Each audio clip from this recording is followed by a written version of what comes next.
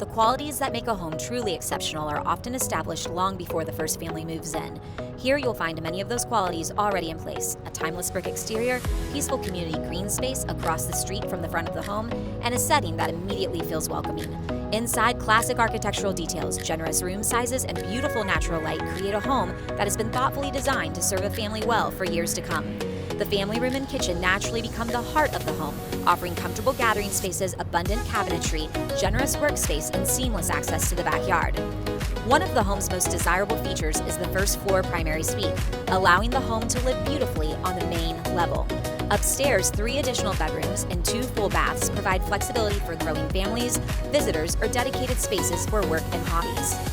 The daylit lower-level basement continues that flexibility, with egress windows filling the recreation room with wonderful light, an additional bedroom, and a full bath. And then there's the backyard. Beautifully level, remarkably private, and framed by mature evergreens, it's the kind of outdoor space that becomes an extension of the home itself.